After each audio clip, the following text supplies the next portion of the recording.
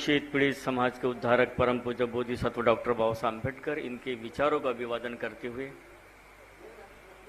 बोध गया महावीर मुक्ति के लिए संघर्ष महाबोधि मुक्ति आंदोलन, इसका टाइटल कल की विरासत, आज का संघर्ष और कल की दिशा,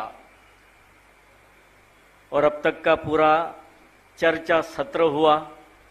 इन तीनों सब्जेक्ट में कोई भी एक सब्जेक्ट कंप्लीट नहीं हुआ,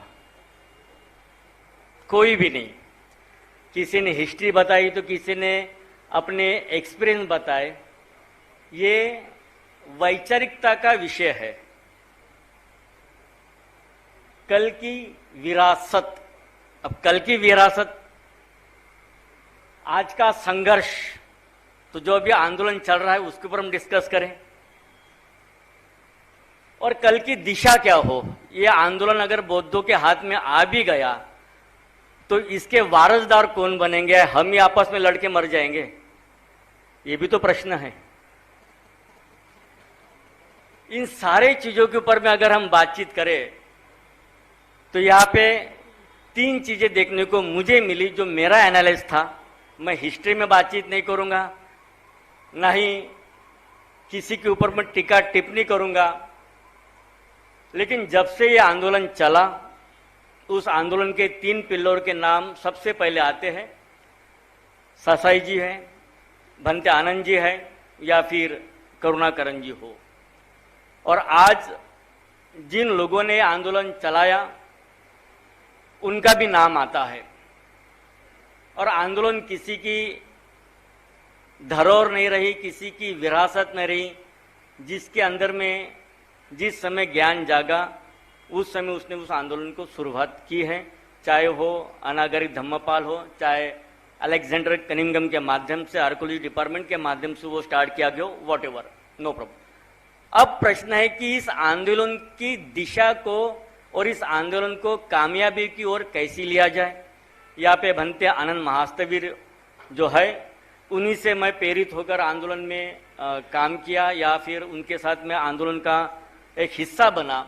मगर आज की डेट में इतना ही कहूँगा कि हम अपने मतांतर, व्यक्तिगत, इन सारे चीज़ों को अलग रखकर हम सभी बुद्ध पुत्र हैं, और हम सभी बुद्ध पुत्र होने के नाते ये बुद्ध पुत्र की, यानी ये बुद्ध की विरासत को बचाने का जिम्मा भारत के बौद्ध पुत्रों के हाथों में होना चाहिए। एक पहला मुद्दा।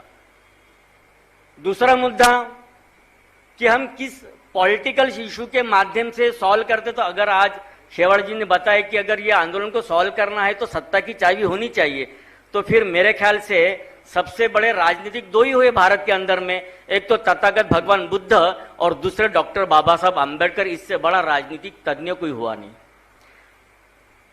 तो भगवान बुद्ध के बाद में डॉक्टर बाबा साहब अम्बेडकर इस मसले को सॉल्व कर सकते, लेकिन तब वो दीक्षित नहीं थे, या फिर वो समाज में, उस बौद्ध समाज की वो संख्या उस समय नहीं थी, जिसके कारण डॉक्टर बाबा साहब अम्बेडकर ने 56 के बाद में उस आंदोलन के प्रति अपना जो मास्टर प्लान बनाया था, उस मास्टर प्लान के प्रति आज तक किसी ने सोचा ही नहीं।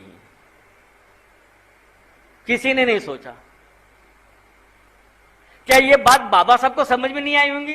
मैं दीक्षा ले रहा हूं और मेरे बौद्ध समाज कल जाएंगा और माथा टेकने जाना है, उसको पूजा अर्चना करना है, जो भी उसके समझ में उस समय आएगा वो जाएगा कहाँ बेचारा? तो क्या बाबा साहब को समझ में नहीं आ रहा था? बाबा साहब को समझ में आ रहा था, लेकिन समय का जो तकाजा था, उस समय के तकाजे में जो हम आज कहते हैं कि कॉन्स्टिट्यूशन के हिसाब से 1949 के पहले के जितने भी कानून हैं, या फिर 1935 आर्टिकल के हिसाब से उस समय के जो कानून हैं, वो सारे के सारे चेंज होकर 1950 के हिसाब से चले। बिल्कुल सही बात है, मगर ये कानून नहीं बदला तो ये क्या डॉक्टर बाबा साहब आम्बेडकर इतने विश्व के विज्ञान महापंडित, उनको ये समझ में नहीं आ रहा था क्या? उनको ये समझ में आ रहा था, मगर बात थी कि लड़ाई किसके लिए लड़ाई चाहिए? लड़ाई लड़नी थी बौद्धों के लिए, और तब बौद्ध अवलंबी भारत में नहीं थे।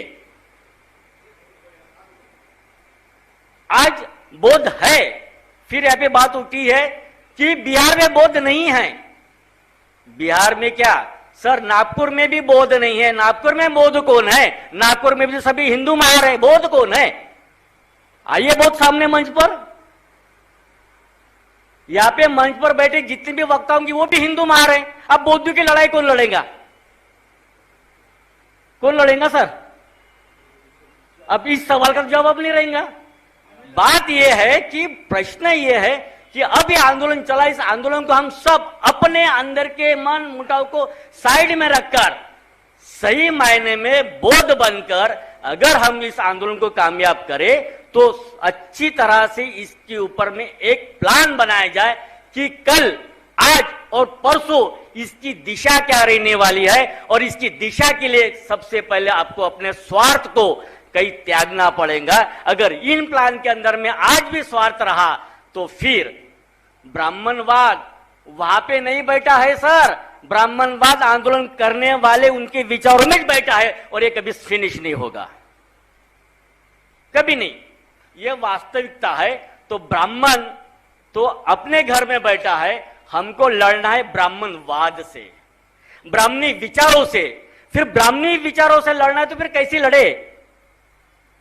ब्राह्मण ने हाथ में छुरी नहीं ली। महात्मा गांधी की हत्या के बाद में ब्राह्मण ने अपने हाथ में पिस्तौल लेना छोड़ दिया। उसने दूसरों के कंधे पे पिस्तौल रख के ब्राह्मणवाद को कामयाब बनाया। फिर बहुजनवाद आया कांशीराम जी के माध्यम से। अब ये बहुजनवाद भी इस तरह से फैला कि वाकई में बहुजन है। अब बहुजन इकट्ठा नहीं है, यहाँ पे बैठे ये भी बहुजन है, सुनने वाले बैठे वो भी बहुजन है। अब ये बहुजन जिस दिन इकट्ठा हो जाएंगे उस दिन बहुजनवाद कामयाब हो जाएगा। और जिस दिन बहुजनवाद कामयाब होगा उस दिन हमारे साथ आंबेडकरवाद कामयाबी भी होगा और साथ में आंबेडकरवाद के साथ में आप सारी सत्ता की कुंजी भी ले पाओगे। मगर उसके साथ में प्लान तो करो। मैं किसी व्यक्ति विशेष के बारे में बात नहीं करना चाहता हूं, क्योंकि एक तो काफी समय मेरा लंदन में गया, फिर यहाँ पे आया और मुंजी तब से देख रहे कि भंते जी कब आएंगे मुझसे बातचीत करने। उनके इशारे समझ में आ रहे हैं, लेकिन क्या करूं, मंच पे बैठा था तो माफ कर देना। तो ये सारी चीजें हैं, तो मैं ज्यादा समय नहीं लूंगा। कहने का मतलब है कि आंदोलन को अब एक दिशा देना जरूरी है। सभी पार्टियां आंदोलन में शामिल हो, सभी भिक्षु आंदोलन में शामिल हो, मगर मैं अपने सभी श्रेष्ठ वरिष्ठ भिक्षु